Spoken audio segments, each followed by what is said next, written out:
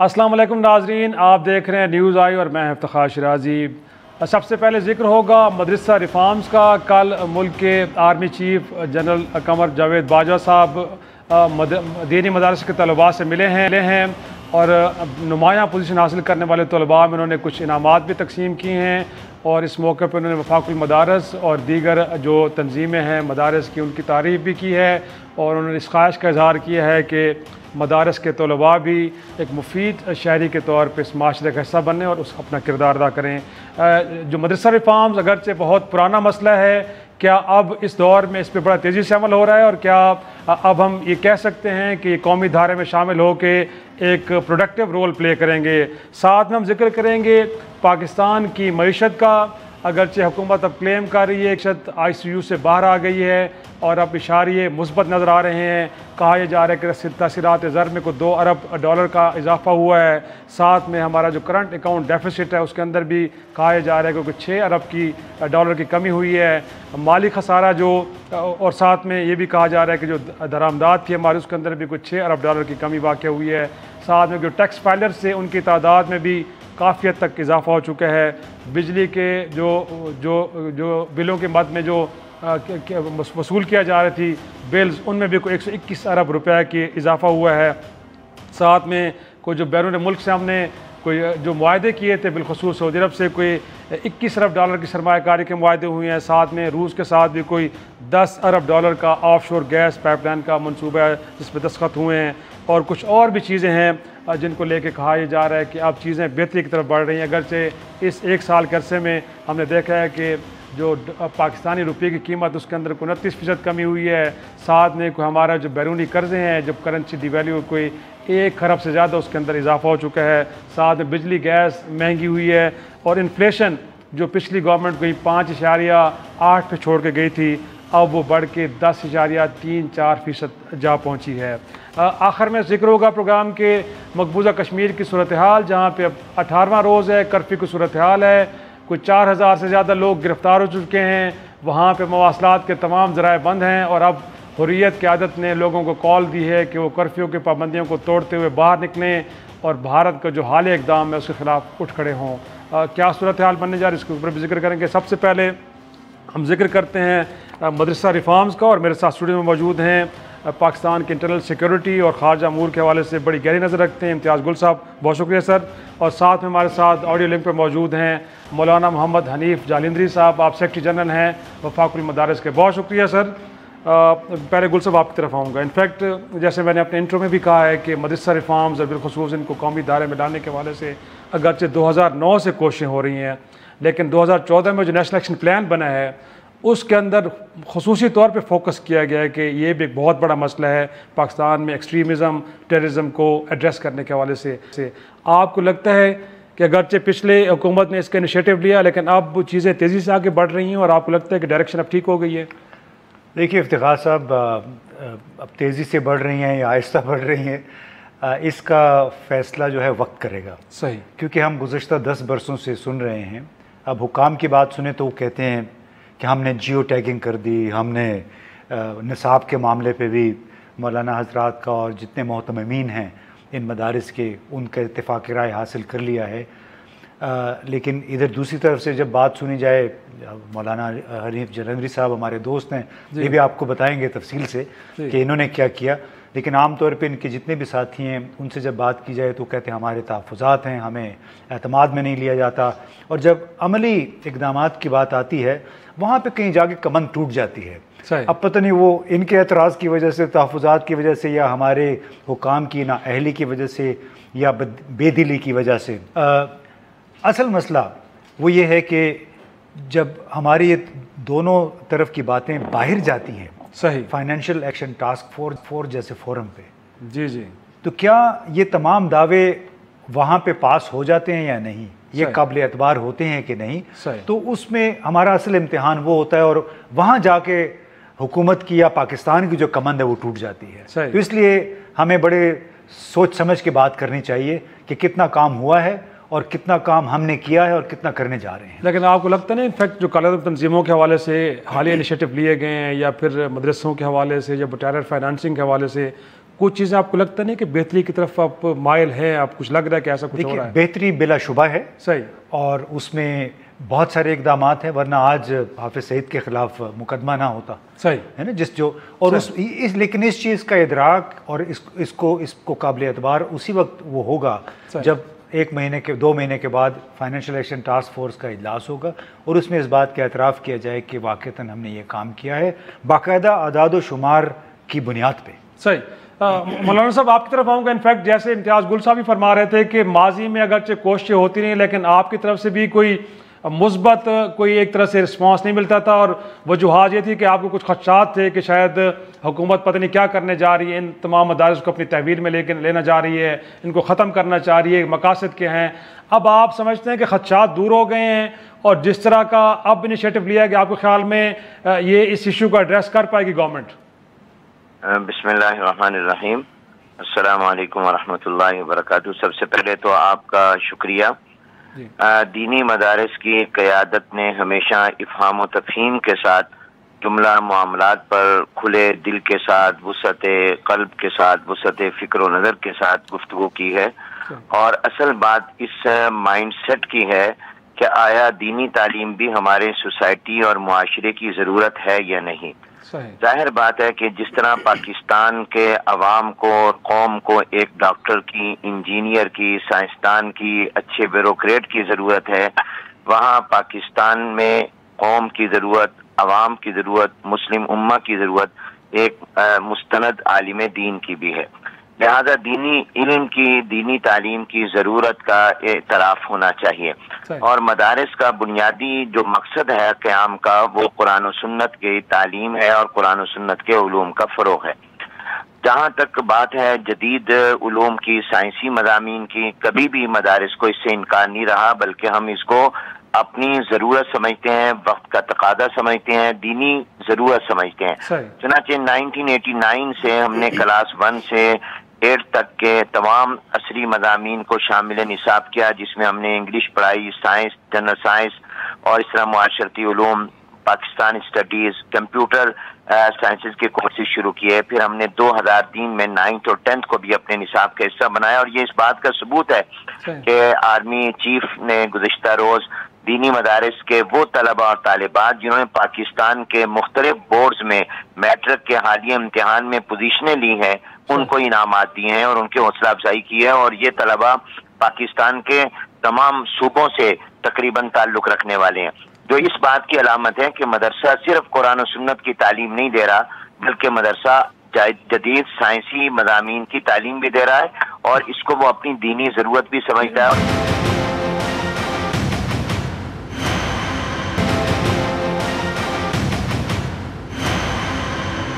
مدارس کو کہاں سے مالی وسائل ملتے ہیں اور وہ کیسے خرچ ہوتے ہیں، تو اس کا بھی تو کوئی حساب کتاب اگر وہ مطالبہ کیا جائے تو آپ کو لگتا ہے کہ بالکل ٹھیک ہے، کیونکہ بہت سارے مدارس بالکل بڑی ذمہ داری کے ساتھ اپنے فرائض انجام دے رہے ہیں، لیکن کچھ کے بارے میں تو آپ کو بھی خدشات ہوں گے کہ شاید وہاں پہ شدت پسندی کو، اتحاد پسندی کو فروغ دینے کے حوالے سے لوگوں کو تعلیمات دی جا رہی ہوں، تو کیا خیال ہے یہ بھی ایک درست اقدام ہے اور اس کے اوپر بھی تمام مدارس کو حکومت کے ساتھ کوآپریٹ کرنا چاہیے؟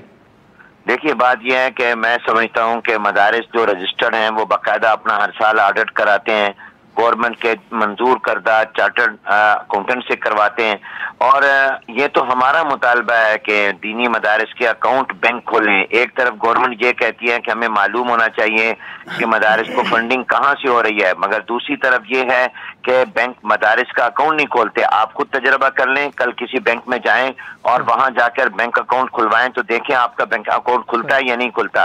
تو ایک سائڈ پر یہ کہا جاتا ہے، اب میں اس کو تضاد کہوں، میں اس کو کیا کہوں، کہ ایک طرف آپ یہ چاہتے ہیں کہ آپ کو پتہ چلے، دوسری طرف جب آپ کو پتہ چلنے کا ایک راستہ موجود ہے اس کو آپ بند کر دیتے ہیں۔ تو مدارس کے بینک اکاؤنٹ جن کے نہیں ہیں ان کے کھولے جائیں۔ کل کی ملاقات میں آپ نے کل تو موجود تھے مولانا صاحب، کل آپ موجود تھے تو آرمی چیف سے ملاقات بھی تھی، تو کہ اس طرح کے کچھ خدشات اور معروضات آپ نے پیش بھی کیے ہیں، اب وے فارورڈ کیا ہے، اور آپ کے خیال میں ابھی کتنے مدارس اور ہیں جو رجسٹرڈ نہیں ہوئے یا ہونا نہیں چاہتے، ان کی تعداد بھی آپ کے پاس ہے؟ میں آپ کو عرض کروں یہ تمام باتیں نہ صرف آرمی چیف صاحب کے ہم علم میں لائے بلکہ وزیر اعظم سے بھی اپنی ملاقاتوں میں لائے، माजी की हुकूमतों के इल्म में भी लाया, ये हमारे दोस्त इम्तियाज गुल साहब को भी मालूम है। हम अपने इन मसाइल मुश्किलात का जिक्र करते रहते हैं, मगर हुकूमत की तरफ तसलसल नहीं है, फैसलों पर अमल दरामद नहीं है और संजीदगी का मुजाहरा नहीं किया जाता। जो बातें तय होती हैं उन पर अमल नहीं होता। मेरी नज़र में एक भी मदरसा ऐसा नहीं है जो रजिस्ट्रेशन नहीं चाहता। रजिस्ट्रेशन खुद मदरसे की जरूरत है, मगर गवर्नमेंट ने अमलन इसको मुअत्तल किया हुआ है। अब हमारा इनके साथ 6 मई को ये बात तय हुई है कि तमाम मदारिस की रजिस्ट्रेशन बतौर तालीमी इदारा वजारत तालीम में होगी और 6 मई के बाद आज तक हम उसके ऊपर अमल दरामद का इंतजार कर रहे हैं। मामलात जहां रुकते हैं वो है कि उस पर अमल दरामद नहीं होता। जो मदारिस से मुतल्लिका साइड होती है, अल्हम्दुलिल्लाह मैं जिम्मेदारी से कह सकता हूं कि हम उस पर अमल दरामद करते हैं। लेकिन गवर्नमेंट के साथ जो 2005 में हमारा एग्रीमेंट हुआ, 2010 में हुआ और अब जो 2019 में हमारी बातचीत 6 मई को और 17 जुलाई को हुई है, इसके ऊपर अमल दरामद का हमें हुकूमत की तरफ से इंतजार है। दीनी मदारिस को ना रजिस्ट्रेशन से इनकार है, ना उनको अपने साफ और शफाफ हिसाब से इनकार है। और अगर किसी मदरसे के खिलाफ कोई सबूत है तो कुछ कहकर उनका नाम ना लिया जाए, उनको नॉमिनेट किया जाए, नामजद किया जाए। कुछ कहकर तो तमाम मदारिस को मशकूक कर दिया जाता है। जब आपके पास सबूत है तो किस चीज ने रोका है कि आप उनका नाम लें और उनके खिलाफ कार्रवाई करें? बड़ी अच्छी बात मौलाना साहब की। इनफैक्ट ये तो मौलाना साहब तो बड़ी खुल के बात कर रहे हैं सर। और ये भी माजी में देखें आप कि किसी ज़माने में वजारत सनत और पैदावार के नीचे इन मदारस को रखा गया। अब वो कह रहे हैं कि जितने एग्रीमेंट्स हुए उनके ऊपर हुकूमत की तरफ से रिलेक्टेंस है, अमल दरामद नहीं हो रहा।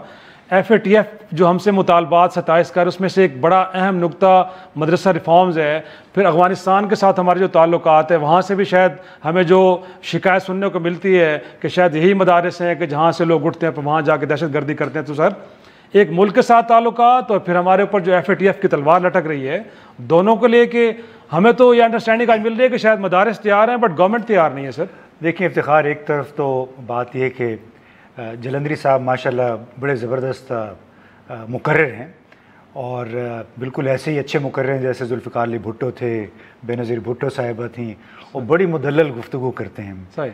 लेकिन कुछ अफसोस की बात है कि आप सिर्फ इस्लामाबाद ही को ले लीजिए, अगर एक सरकारी ज़मीन पे गैर कानूनी तौर पे बना हुआ मदरसा है और वो उसको रजिस्टर करवाना चाहें सोसाइटी एक्ट के तहत, तो क्या ये और उसके लिए फिर दबाव भी इस्तेमाल किया जाए। और आपके इल्म में है कि सिर्फ इस्लामाबाद में 380 के करीब, कम अज़ कम 380 गैर कानूनी तौर पे तामीर शुदा मसाजिद और मदारिस हैं। ये चले एक अलग बहस है। आपको याद होगा चौधरी निसार अली ख़ान ने बतौर वज़ीर दाखिला खुल के कहा था कि 158 के करीब ऐसे मदारिस हैं जहाँ पे एक मखसूस तरबियत दी जाती है। अब उसमें क्या तरबियत दी जाती है जलंधरी साहब को भी पता है। हालांकि इन्होंने तो बहुत अच्छा काम किया, इन्होंने तो लाहौर में इनका बड़ा ज़बरदस्त, लाहौर और मुल्तान में बिल्कुल जदीद मदारिस इनके चल रहे हैं। लेकिन बिलाशुबा जो आपने अफ़गानिस्तान का जिक्र किया, हम चूँकि अपना डायलॉग्स ट्रैक 2 करते हैं अपने अफ़गान जो पार्लियामेंटेरियंस हैं वज़रा के साथ, हर तकरीबन डायलॉग में हमारी 17 मीटिंग्स हो चुकी हैं। गुज़िश्ता रोज़ 17वीं मीटिंग थी, उसमें फिर ये मसला उठा कि अफ़गानिस्तान में कई ऐसे लोग अभी तक सरगर्म हैं जो पाकिस्तान के कुछ मदारिस से तहसील याफ्ता हैं। अब किस तरह के तहसील याफ्ता हैं इसकी उन्होंने वजाहत नहीं की। तो हमारे लिए बतौर एक मुल्क के एक बहुत बड़ा चैलेंज है कि किस तरह हम इस निज़ाम को बाकायदा कौमी धारे में लाएँ, इसके ऊपर जो गैर कानूनी मदारिस या मसाजिद का जो ठप्पा लगा हुआ है वो हटाएँ और एक पाकिस्तानी के तौर पे सोचें, सिर्फ एक फ़िरके के तौर पे ना सोचें। मसलन मैं ये अभी भी सवाल करता हूँ कि जो पेशावर में दारुल उलूम सरहद है, अब शायद जलंधरी साहब इस पर कोई रोशनी डाल सकें कि वहाँ पे क्या वो तमाम जदीद मज़ामीन पढ़ाए जाते हैं जो इनके लाहौर के और मुल्तान के स्कूलों में और दारुल उलूम अरबिया वफाकुल मदारिस अल अरबिया के मदारिस में पढ़ाए जाते हैं। सही, यही नुकता आपकी तरफ लेके आता हूँ मौलाना साहब। इनफैक्ट जिस तरफ निशानदेही किए इम्तियाज़ साहब ने कि बहुत सारे मदारिस ऐसे भी हैं कि जहाँ पे अभी तक कोई जदीद मज़ामीन नहीं पढ़ाए जा रहे और शायद वो रजिस्टर्ड भी होंगे लेकिन वो अपनी कमिटमेंट्स पूरी नहीं कर रहे। तो सर उनके बारे में आप क्या कहेंगे?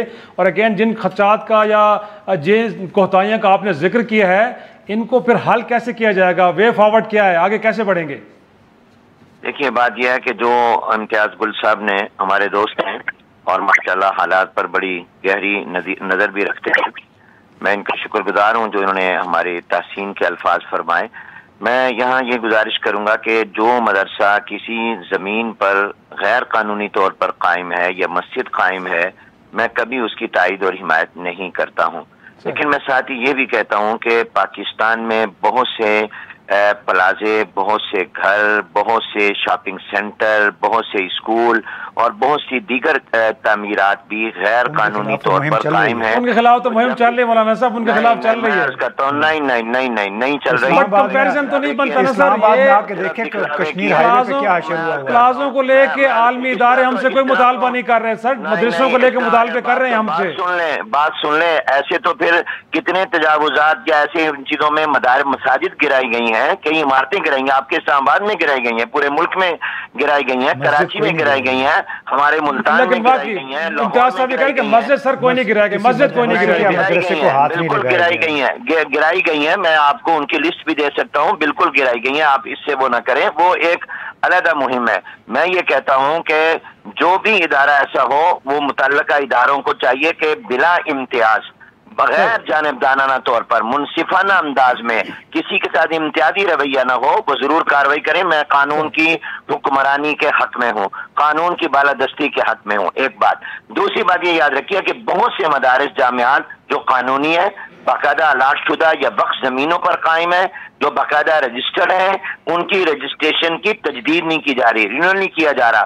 مثلا میرا خیر المدارس ہے، 1952-53 سے وہ رجسٹرڈ ہے اور الحمدللہ اپنی ملکیتی زمین پر قائم ہے، لیکن اس کی بھی رجسٹریشن کی تجدید کئی سالوں سے، کیونکہ پورے ملک میں یہ نظام گورنمنٹ نے معطل کیا ہوا ہے۔ یہ ہماری سسٹم کی یا ہمارے نظام کی کمزوری ہے کہ ہم قانون پر بلا امتیاز عمل درآمد نہیں کراتے۔ اور جہاں تک یہ سوال ہے کہ دارالعلوم سرحد میں، پشاور میں، اس میں بالکل وفاق امتحان لے رہا ہے، وہ متوسطہ تک، مڈل تک کے تمام مضامین پڑھا رہے ہیں، اور جن مدارس کے پاس یہ وسائل ہیں وہ اپنے آگے 9th اور 10th کی تعلیم بھی دے رہے ہیں، بعض انٹرمیڈیٹ کی بھی دے رہے ہیں، لیکن وفاق سے ملک تمام مدارس کے اندر مڈل تک کے سائنس کی، انگلش کی، ریاضی کی تعلیم دی جا رہی ہے۔ بہت شکریہ مولانا صاحب، وقت ختم ہو رہا ہے، ورنہ اس گفتگو کو آگے بھی بڑھاتے ہیں۔ یقینی طور پہ امید یہ کی جا رہی ہے کہ جو 1000 مدارس ہیں اس ملک کا بڑا ایک اہم حصہ ہیں، اور بالخصوص جو عالمی دباؤ ہم پہ ہے کہ ان کو قومی دھارے میں لایا جائے، اور جس طرح آرمی چیف نے بھی خواہش کا اظہار کیا کہ ایک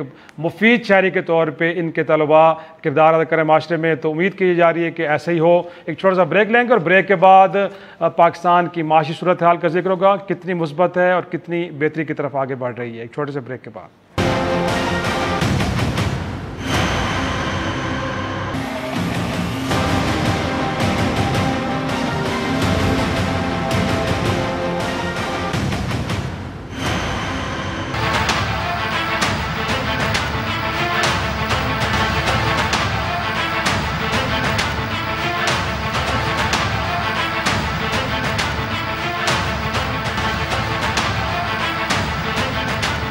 پروگرام میں ایک بار پھر خوش آمدید۔ انفیکٹ سابق وزیر خزانہ اسد عمر صاحب بھی کلیم کر رہے ہیں، اور حکومت کا کلیم بھی ہے کہ اکانومی اب ICU سے باہر آ چکی ہے اور اب کچھ مثبت اشارے مل رہے ہیں، اور آنے والا ایک سال ذرا مشکل ہے، اس کے بعد چیزیں بہتر ہو جائیں گی، گروتھ ریٹ سے لے کے باقی جو معاشی صورتحال ہے اس میں واضح بہتری دیکھنے کو ملے گی۔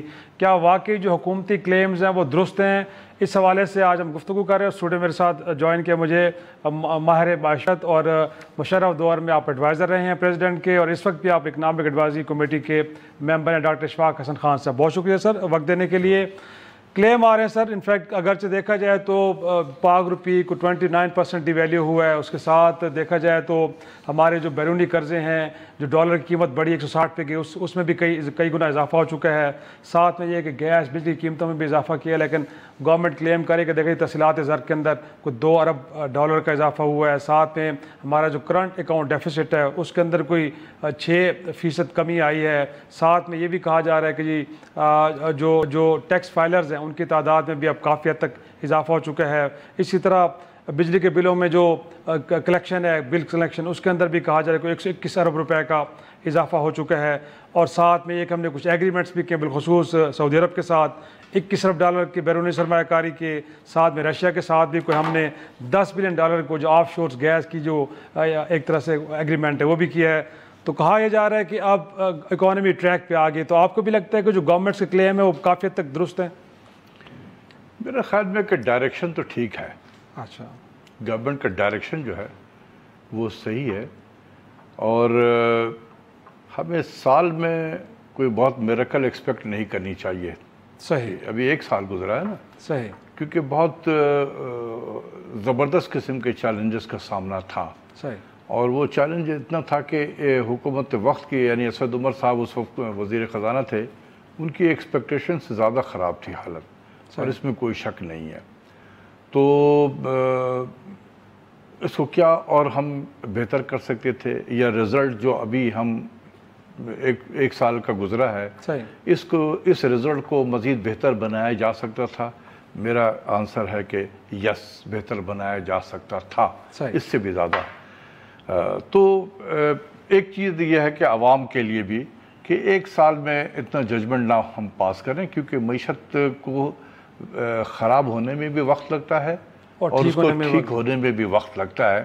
تو یہ کوئی بلب نہیں ہے کہ آپ آن کر دیں آف کر دیں, آن کر دیا تو روشنی ہو گئی, یا آف کیا تو اندھیرا ہو گیا, ایسا نہیں ہوتا ہے. لیکن ڈاکٹر صاحب انفیکٹ جو IMF پروگرام ہم گئے, ایک تو اس میں بڑی تاخیر ہوئی, پھر IMF پروگرام کے بارے میں کہا جاتا ہے کہ جب آپ اس پروگرام میں جاتے ہیں تو اکانومی زیادہ سلو ڈاؤن ہو جاتی ہے. تو آپ کو لگتا ہے کہ اس پروگرام میں جانے کے بعد اکانومی کی ریوائول ہوگی اور جیسے ہم چاہ رہے ہیں ویسا ہوگا؟ دیکھیں, ایک آپ نے کہا کہ ہم نے دیر کیا IMF میں جانے کا, یہ بہت بڑا مس پرسیپشن ہے. اچھا. کہ دیر نہیں, حکومت نے دیر نہیں کیا, حکومت بالکل اپنے ٹائم پہ گئی ہے. صحیح. 18 اگست کو پرائم منسٹر نے اوتھ لیا تھا. صحیح. اور سپٹمبر کے مہینے میں چلے گئے. صحیح. تو یہ اس کو تو میں دیر نہیں کہوں گا نا.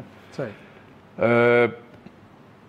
ہوا یہ کہ جب ہم چلے گئے وہاں IMF میں, تو جو انہوں نے اقدامات ہمیں کرنے کو کہے وہ اتنے خطرناک قسم کے تھے کہ جو حکومت کے ہوش اڑ گئے کہ اگر ہم گئے IMF میں تو یہ پھر کرنا پڑے گا. تو وہ پھر کوشش کرتے رہے بیہائنڈ دی سین. آپ نے دیکھا کہ پرائم منسٹر نے بھی IMF کے مینیجنگ ڈائریکٹر سے 2 مرتبہ ملاقاتیں کی ہیں کہ بھائی تھوڑا سا سافٹ کرو. لیکن IMF کا پروگرام جو ہوتا ہے ہمیشہ ایک پولیٹیکل پروگرام ہوتا ہے. اچھا. اگر آپ کے میجر جو شیئر ہولڈر ہیں IMF کے, اس کے ساتھ اگر آپ کے تعلقات اچھے ہیں تو بہت سافٹ ہو جائے گا. جیسے 2013 سے 2016 کا IMF پروگرام تھا, وہ میرے نزدیک کوئی پروگرام ہی نہیں تھا, انہوں نے پیسے صرف دے دیے تھے بس. اور جب تعلقات خراب ہوں تو یہ ہوتا ہے. اور ایک اور ایگزامپل دے دوں, سن 2000 میں اگر آپ کو یاد ہے کہ بل کلنٹن صاحب پاکستان آئے تھے, تو انہوں نے ہاتھ ملانا بھی گوارا نہیں کیا تھا. 6 گھنٹے کے لیے صرف آئے تھے پاکستان میں, اور یہ کہا تھا کہ وہ تصویر بھی اخبار میں نہیں آنی چاہیے. تو وہ بھی اس وقت کے حساب سے we were at the lowest ebb of our relationship. تو جو ہمیں اس وقت کے اسٹینڈ بائی ارینجمنٹ ہمیں ملا تھا, ایک پروگرام 10 مہینے کا تھا, جس میں 32 کنڈیشنز ہمیں دیے گئے تھے کرنے کے لیے. میں اس کا حصہ تھا, اس وقت میں منسٹری آف فائنانس میں تھا, اس لیے میں آپ کو بتا رہا ہوں. 32 کنڈیشن 10 مہینے کے اندر میں. ہمارے نزدیک that was the toughest programme ever given to Pakistan اس وقت. اس وقت جب آپ کھڑے ہیں ایگزیکٹلی جس وقت ہم یہ نیگوسیشن کر رہے تھے, ہمارے وہی کنڈیشن تھی. اچھا. ٹھیک ہے نا, میجر شیئر ہولڈر کے ساتھ ہمارے تعلقات جس وقت ہم نے نیگوسیشن اسی نیز پکڑے تھے جو اس وقت 2005 میں تھے, اس سے بھی خراب تھے. اچھا. تو یہ جو آپ نے دیکھا, یہ جو پروگرام آیا ہے, یہ اس پروگرام سے بھی زیادہ ٹفسٹ پروگرام ہے.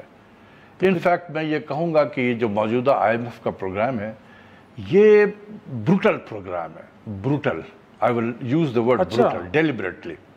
تو اس کا مطلب ہے یہ اکانومی کے اوپر ایک بیڈ امپیکٹ لے کے آئے گا. یہ کاغذوں پہ تو یہ ہوتا ہے کہ اکانومی جو ہے اسٹیبلائز کرنے کے لیے, یہ اس کو اسٹیبلائزیشن پروگرام کرتے ہیں. میرے نزدیک یہ ایک ڈی اسٹیبلائزیشن پروگرام ہے IMF کا. دیکھیں آپ بڑی خطرناک بات کر رہے ہیں. میں بالکل کہہ رہا ہوں, آج یہ کہتے رہتا ہوں میں, جو اس کے ساتھ ڈسکس کرنا چاہتا ہے آ جائے. نہیں تو وہ امپیکٹ بتائیں جو آنے والا ہے سر, تاکہ لوگوں کو تو علم ہو کہ کیا ہونے جا رہا ہے. جو ابھی اب تک ہو چکا وہ میں بتا دوں. صحیح. کہ 1 سال میں ہم نے IMF کے پروگرام میں جانے کے بعد جتنی کرنسی کو ڈیویلو کیا ہے نا, میں 1 سال کی بات کر رہا ہوں. میں ڈیویلوشن کا پروسیس پہلے بھی شروع ہو چکا تھا. میں صرف جون 2018 سے जून 2019 की बात कर रहा हूँ, इस एक साल में जितनी हमने करेंसी को डिवैल्यू किया है, इसने $1 बोरो किए बगैर सही हमने 3.2 ट्रिलियन का डेट ऐड कर दिया। ठीक है, 3.2 ट्रिलियन। सही। उस पे जो हमारा वेटेड एवरेज इंटरेस्ट रेट होता है, ये external component of public debt की बात कर रहा हूँ, वो 2.8% के करीब है ऑन एवरेज। सही। तो तकरीबन 90 बिलियन जो है वो इंटरेस्ट पेमेंट में इजाफा हुआ उसकी वजह से। ठीक है, जब हमने इसमें डिस्काउंट रेट को भी बढ़ाया, सही, और ये पागलों की तरह बढ़ाया, सही, जिसकी कोई जरूरत नहीं थी इतने बढ़ाने के लिए, हमने बढ़ा दिया। इसने कितना कंट्रीब्यूट किया है? 1110 अरब रुपए का इंटरेस्ट पेमेंट में इजाफा कर दिया। सही है, लेकिन इसके अलावा क्या इम्पैक्ट है, क्योंकि वक्त हमारे पास कम है। इसके अलावा फिर हमने बिजली और गैस की जो कीमतें बढ़ाई हैं जिस तरीके से आम आदमी पे, कहने का बॉटम लाइन ये है कि एक साल में हमने $26 बिलियन के कॉस्ट इस इकोनॉमी पे डाल दिए हैं, $6 बिलियन के प्रोग्राम के लिए। ठीक है ना? तो इसलिए मैं कहता हूं कि ये पहला साल बहुत चैलेंजिंग गुजरा है हुकूमत का। अभी इशारे मिल रहे हैं कि कुछ उसमें बेहतरी आ रही है, इशारे ज़रूर मिल रहे हैं। करंट अकाउंट डेफिसिट में कमी हुई है। करेंसी डिवैल्यू करने का हमें फायदा हुआ है या इनफैक्ट इससे भी पैनिक फैला है और जो इन्वेस्टर है वो भागा है? तो कोई फर्क नहीं पड़ा है। अच्छा। क्योंकि उससे हमारे एक्सपोर्ट्स में बल्कि बढ़ने के बजाय गिर गया है। सही। अभी आप देखते हैं कि इस अगले माली साल में देखें ना, अब जब नंबर छोटे छोटे होते हैं ना तो उसका रेट ऑफ ग्रोथ भी बड़ा बड़ा नजर आने लगता है। सही। अगर आपके रेमिटेंसेस जो हैं वो अगर $1.98 बिलियन थे और हो गया 2.02 बिलियन, तो आप एब्सोल्यूट नंबर में देखेंगे कि तो बहुत छोटा सा इजाफा है, लेकिन उसका रेट ऑफ ग्रोथ लेंगे तो बड़ा बड़ा नजर आएगा। 11% बढ़ गया, 12। तो ये एक मिसलीडिंग नंबर होता है। इसलिए मेरा ये है कि एज ए इकोनॉमिस्ट जो हमें ट्रेनिंग दी गई है, ये 1-2 महीने के बेसिस पे आप प्रोजेक्शन नहीं कर सकते हैं ट्रेंड के हवाले से। हाँ, ये मैं कहूँगा कि this is a good beginning. But way forward क्या है डॉक्टर साहब? वे फॉरवर्ड है जी जी, क्योंकि IMF के प्रोग्राम में जो सबसे जो उसका बैड पार्ट होता है, इन्वेस्टमेंट गिर जाता है, ग्रोथ साउंड हो जाती है, बेरोजगारी बढ़ जाती है, गुर्बत में इजाफा होता है और कर्ज बढ़ता है। सही। ये 5 चीजें होती है IMF के प्रोग्राम में। करना ये चाहिए सही कि जो डिवैल्यूएशन हो चुका है उसमें मजीद डिवैल्यूएशन बिल्कुल नहीं करनी चाहिए, जहर कातिल। सही। दूसरी चीज ये है कि डिस्काउंट रेट अननेसेसरी बढ़ाई गई है मेरे नजदीक। ठीक है ना? हमें ये देखना है कि हमारा कोर इन्फ्लेशन क्या है। जो भी कोर इन्फ्लेशन है आप उस पर 2% ज़्यादा डिस्काउंट रेट रख दें ताकि आपका रियल इंटरेस्ट रेट पॉजिटिव 2% हो। उस लिहाज से इस वक्त डिस्काउंट रेट हमारा 9% होना चाहिए था, 13.25 नहीं। तो मैं यही रिकमेंड करूंगा कि आप डिस्काउंट रेट को कट करना शुरू कर दें। सही। ये इस कमिंग मॉनेटरी पॉलिसी से सही। अगर बढ़ा दिया गया ना, या आज मैं बता देना चाहता हूं, अगर मजीद बढ़ाया स्टेट बैंक ने, यहां से वापसी का रास्ता नहीं मिलेगा। बड़ी ये हुकूमत के लिए बहुत बहुत दुश्वारी में फंस जाएंगे। ये इनके वज़रा को पता है इस चीज़ का, ये भी मैं आपको बता दूं, इनके वज़ीरों को भी पता है कि अगर बढ़ाया गया तो इससे क्या तबाही होगी, यहाँ से वापसी का रास्ता नहीं मिलेगा। बहुत शुक्रिया डॉक्टर इरफान असगर खान साहब, बड़ी अहम नुक्ता उठा रहे थे। और यकीनी तौर पर अगर वो कह रहे हैं कि सारे मुस्बत हैं इकॉनमी के रिवाइवल के हवाले से, लेकिन इकदाम कुछ और भी करने अगर वो ना किए गए तो फिर कहा यह जा सकता है कि पाकिस्तान की मईशत शायद इससे भी अबतर सूरत हाल का शिकार हो जाए। एक छोटा सा ब्रेक लेते हैं और ब्रेक के बाद जिक्र होगा मकबूजा कश्मीर की सूरत हाल का, जहां 18वें रोज़ भी लॉकडाउन की कैफियत जारी है, लेकिन वहाँ से कुछ खबरें आ रही हैं जिसमें कहा जा रहा है कि वहाँ की अब हुर्रियत क़यादत ने लोगों से कहा है कि वो कर्फ्यू तोड़ें और भारतीय इक़दाम के ख़िलाफ़ उठ खड़े हों। क्या होने जा रहा है, एक छोटी सी ब्रेक के बाद डिस्कस करते हैं।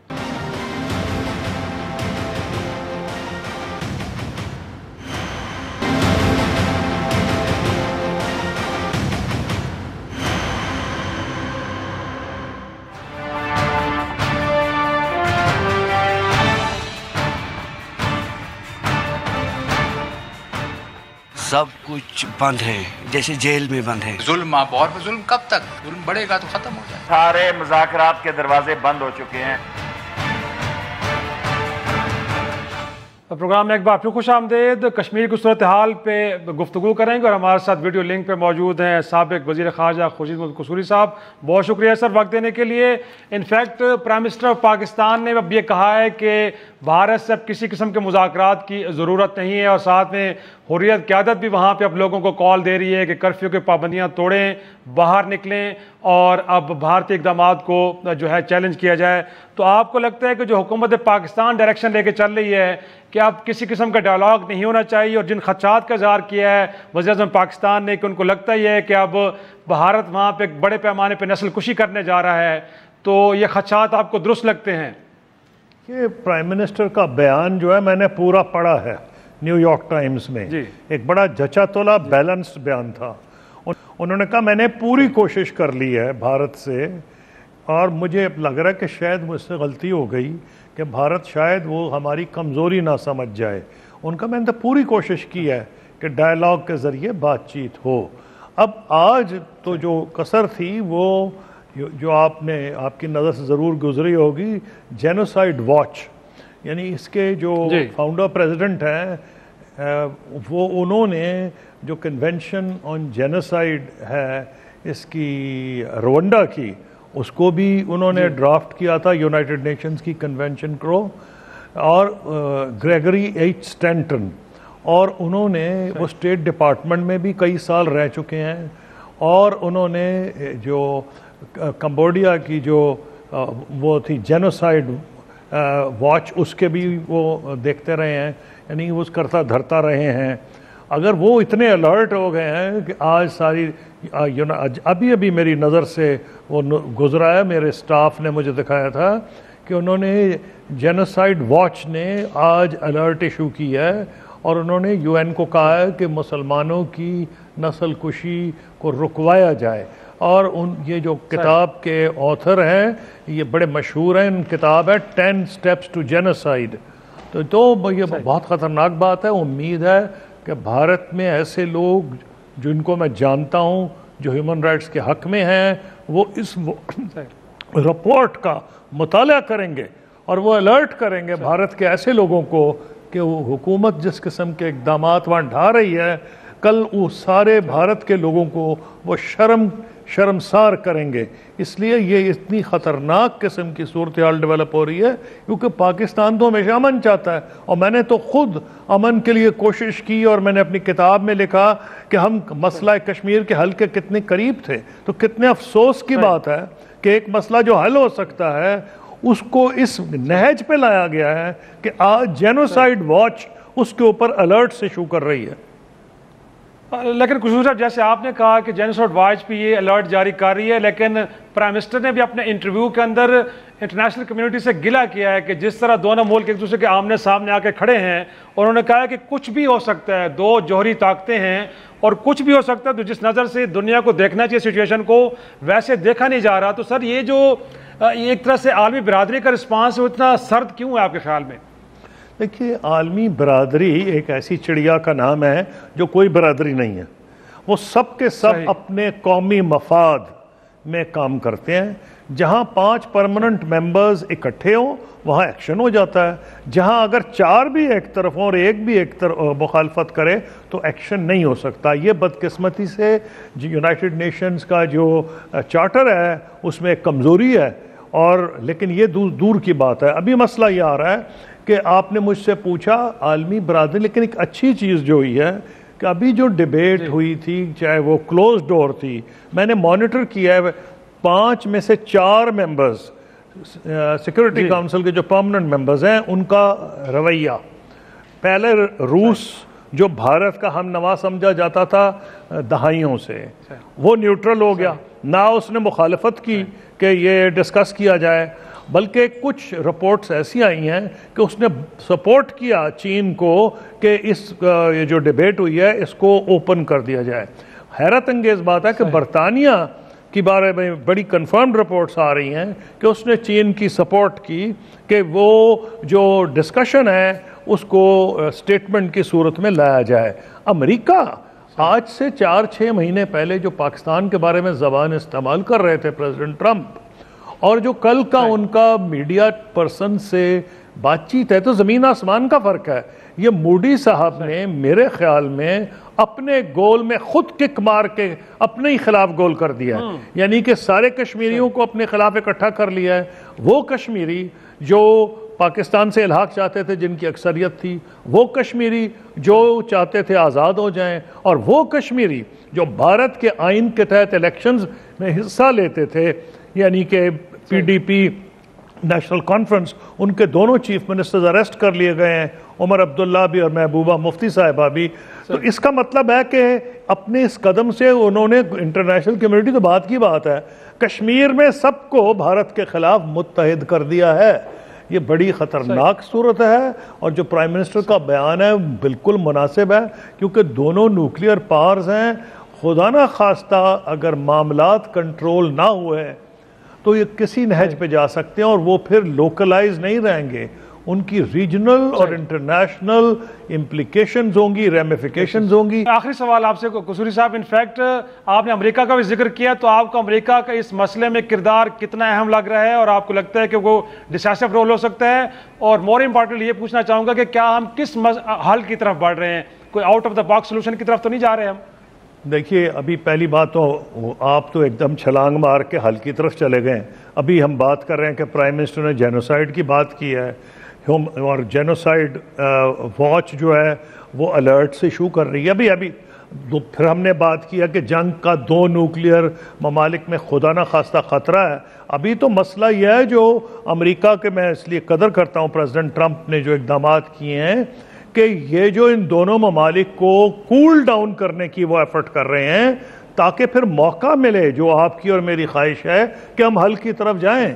ابھی تو اس صورتحال کی ضرورت ہے، اور میں سمجھتا ہوں اس میں پریزیڈنٹ ٹرمپ کا امپورٹنٹ رول ہے، اور انہوں نے جو انیشیٹو لیا ہے وہ میں سمجھتا ہوں کہ بہت امپورٹنٹ ہے. اور چاہے بھارت اس کو ایکسیپٹ کرے یا نہ کرے، لیکن بین الاقوامی برادری پہ یہ واضح ہو جائے گا کہ ہر چیز میں بھارت کہتا ہے میں نہ مانوں. صحیح، بہت شکریہ. خورشید محمد صاحب، سابق وزیر خارجہ، یہ بتا رہے تھے کہ اس قضیے کو حل کرنے میں امریکہ کا رول بڑا ہی کلیدی ہے، اور دیکھا یہ گیا ہے کہ مودی صاحب نے اپنے ہی گول میں ایک طرح سے کک مار کے بال پہنچا دی ہے، اور امید کی جا رہی ہے اب کہ جو پاکستان کا مقدمہ ہے اور کشمیر کا مقدمہ وہ بہتر انداز میں آگے بڑھے گا، اور اس مسئلے کا کوئی حل نکلے گا جو 72 سال سے حل طلب ہے. آج کا شو یہیں ختم کرتے، اجازت دیجیے، خدا حافظ.